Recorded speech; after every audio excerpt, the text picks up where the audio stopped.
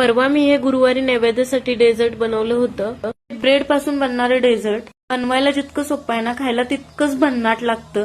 6 ते 7 bread slice घ्यायच्या, त्याचे चौकोनी आकारमध्ये तुकडे करून घ्यायचे. त्यानंतर मी अर्धा लिटर दूध उकळायला ठेवलं. त्यातलंच आधी थंड दूध थोडंसं बाजूला काढलं.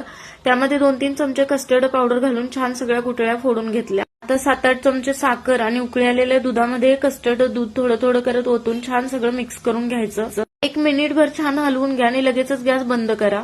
आता ब्रेड स्लाइस तळण्यासाठी कढईमध्ये तेल घातलं आणि यामध्ये 1 चमचाभरच तूप घातलं. दोन्ही साईडना अशा कलर येईपर्यंत ब्रेड स्लाइस तळून घ्यायच्या. जास्तही ब्राऊन करत बसू नका. तोपर्यंत आपण तयार करून घेतलेलं कस्टर्ड दूध सुद्धा व्यवस्थित थंड झाले. थंड झाल्यावरतीच यामध्ये तळून घेतलेले ब्रेड स्लाइस ठेवा.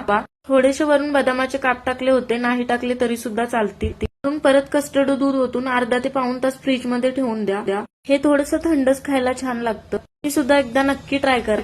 जाता जाता लाईक आणि फॉलो तेवढं करा.